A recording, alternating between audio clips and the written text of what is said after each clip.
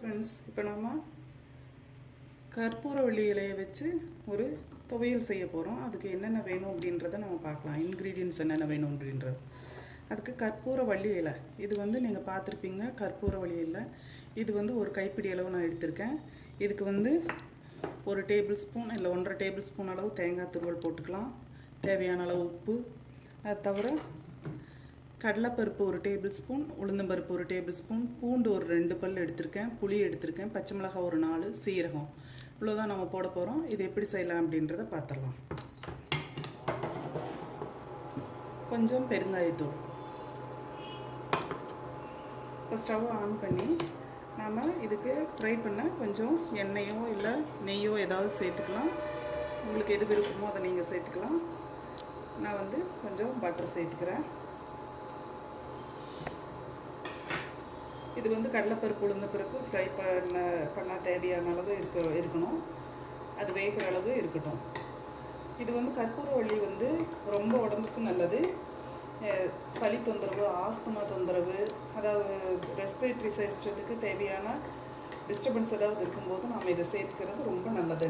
நமக்கு இதை ரெகுலராக நம்ம எடுக்கும்போது அந்த மாதிரி தொந்தரவு நமக்கு இருக்காது. இப்போ முதல்ல வந்து நம்ம கடலைப்பருப்பு உளுந்தப்பருப்பு இதில் சேர்த்துக்கலாம்.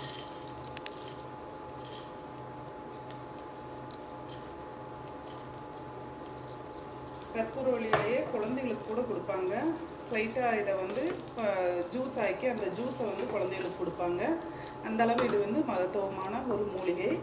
இதை நம்ம அதிகம் இப்போ நிறையா பேருக்கு கற்பூரவள்ளி இல்லைன்னா என்னன்னே தெரியாது. இப்போ இதை நம்ம யூஸ் பண்ணி ஒரு துவையல் நம்ம எப்படி செய்யலாம் அப்படின்றத பார்த்துடலாம். இப்போ கடலைப்பருப்பும் உளுந்தம்பருப்பும் வந்து கொஞ்சம் பொன்னிறமாக மாறுற வரைக்கும் நாம் இதை வறுத்தரலாம்.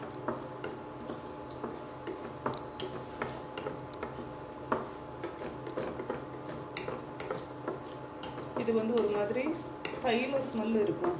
அதாவது யூக்கலிப்டஸ் ஆயில் ஸ்மெல் வரும். அதனால் குழந்தைங்க வந்து நாம் ஜூஸாக கொடுக்கும்போது குடிக்க மாட்டாங்க. அதுக்காக மற்ற இந்த பொருட்கள்லாம் சேர்க்கும்போது ஒரு துவையலாவோ ஏதாவது அரைச்சி கொடுக்கும்போது குழந்தைங்க சாப்பிடுவாங்க. அதுக்காக இதெல்லாம் இந்த மாதிரி நாம் செய்யலாம். இதில் சீரகம் சேர்த்துக்கிறேன் நான்.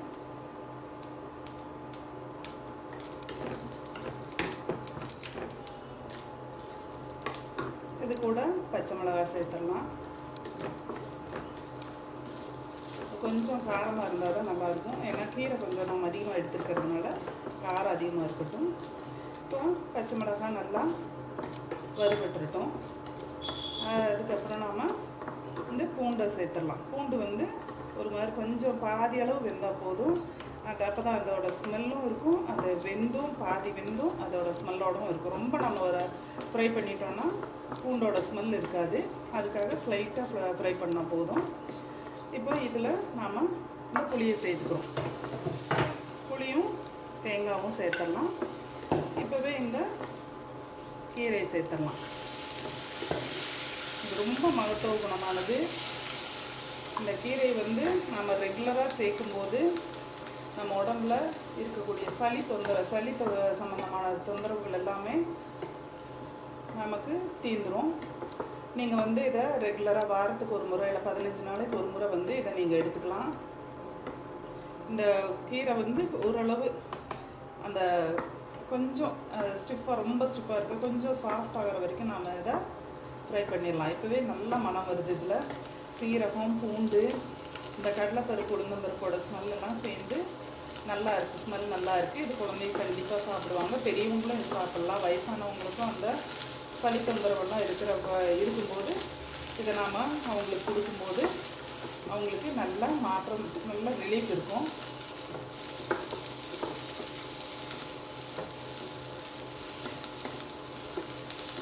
இதில் காரமெல்லாம் உங்களுக்கு தகுந்த மாதிரி நீங்கள் வச்சுக்கோங்க. ரொம்ப காரம் உங்களுக்கு பிடிக்காது இல்லை காரமாக இருக்குதுன்னு தோன்ற பட்சத்தில் நீங்கள் வந்து மிளகாய் இல்லை 1 மிளகாய் 2 மிளகாய் வச்சுக்கலாம். கொஞ்சம் கீரை அதிகமாக இருக்கிறதுனால நான் 4 மிளகாய் இதுக்கு வச்சுருக்கேன். உங்கள் டேஸ்ட்டுக்கு தகுந்த மாதிரி உப்பு காரமும் நீங்கள் சேர்த்துக்கலாம். இதுக்கு தேவையான உப்பு இப்போ சேர்த்துடலாம். நாம் இது வந்து இட்லி, தோசை இல்லை சாதம், சூடாக இருக்கிற சாதத்தில் நெய் விட்டு அது கூட பிசைஞ்சு சாப்பிட்டாலும் ரொம்ப நல்லாயிருக்கும். நீங்கள் செய்து பாருங்கள் ஃப்ரெண்ட்ஸ். இது நல்லா ஆறட்டும். ஆறின பிறகு இதை நம்ம மிக்சியில் அடிக்கலாம். உடனே போட்டோன்னா சூடாக இருக்கும்போது அது டேஸ்ட் வித்தியாசமாக இருக்கும். நல்லா ஆற விட்டு அதுக்கப்புறம் இதை நாம் அரைச்சிக்கலாம். இந்த சூட்லேயே வந்து கொஞ்சம் வெந்துடும். இந்த வடைச்சட்டியோட சூட்லேயும் அந்த தேங்காய் அதில் இருக்க இன்க்ரீடியன்ஸோட சூட்லேயே வந்து கீரை வந்து இனி வெந்துடும். இப்போ இதை எடுத்து நாம் ஆற வச்சிடலாம். ஆறட்டும்.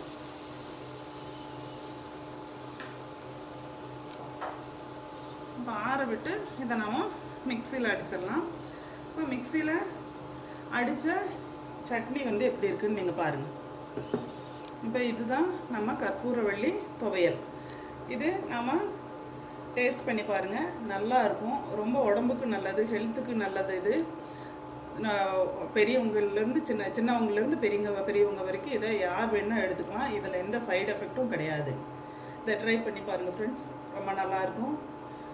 என்னோடய ரெசிபி பிடிச்சிருக்கு அப்படின்னா நீங்கள் எனக்கு லைக் பண்ணுங்கள், கமெண்ட்ஸ் எழுதுங்க ஃப்ரெண்ட்ஸ். என்னோடய சேனலை சப்ஸ்கிரைப் பண்ணுங்கள், கீழே இருக்க பெல் பட்டனை கிளிக் பண்ணுங்கள் ஃப்ரெண்ட்ஸ். தேங்க்யூ.